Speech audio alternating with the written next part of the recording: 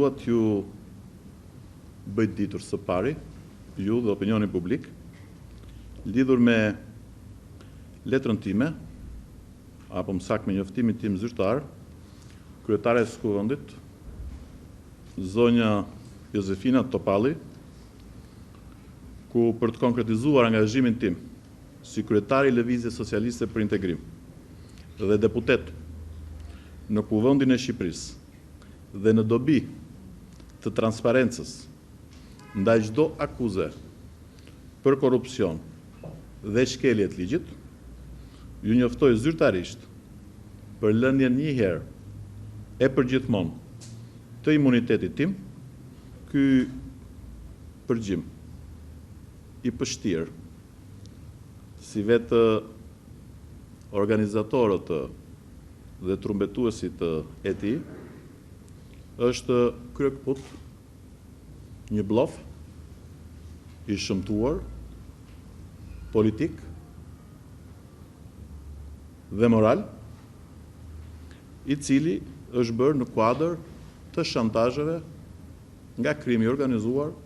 ndaj personit tim për shkak të detyrave të mia e sidomos të asaj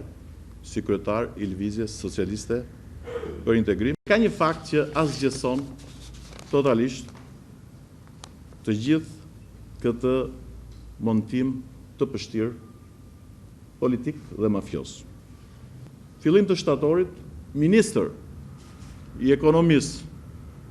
tregtisë dhe energjetikës bëhet zoti Ilir Meta. Kompania në fjalë, për cilën pretendohet se ka patur një përpjekje për ta favorizuar nga ana ime, është vlerësuar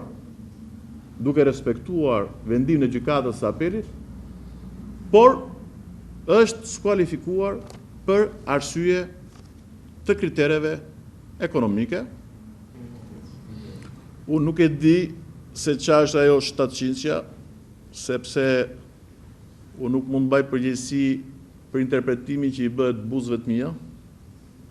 dhe as për përkthimin nga Shqipja në Shqip. Gjitha këto dokumenta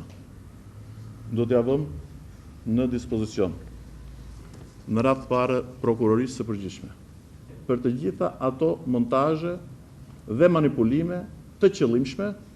që janë bërë jo thjesht për të denigruar në mënyrë të pamoralshme, në mënyrë të pandershme, në mënyrë kriminale, në mënyrë tinzare, në mënyrë më jo njerëzore, por që një standard i tillë i pështirë që Edi Rama kërkon të sjellë në jetën politike dhe në luftën politike të marrë fund një herë e përgjithmonë. Prej disa javësh, unë e kam vënë në dieni kryeministrin lidhur me shantazhet që më janë bërë përmes gjoja një përgjimi për të bashkëpunuar me organizatorët e gjithë kësaj historie mafioze dhe banale dhe kaq. Për to akuza pse kam kërkuar si kryetar i LSI-s për të ndihmuar, për të punësuar njerëz apo elementë caktuar nga LSI-ja, unë jam kryetar i LSI-s. Kjo është një detyra e ime që të ndihmoj sa më shumë aktivist, simpatizant që të punësohen dhe tu nuk ka asnjë gjë të paligjshme dhe asnjë gjë të pandershme. Unë do ta jap dorëheqjen. E kam premtuar, por në 28 qershor të 2013-s, sepse nuk mund të qëndroj në këto funksione përtej mandatit të legjitim të kësaj legjislature.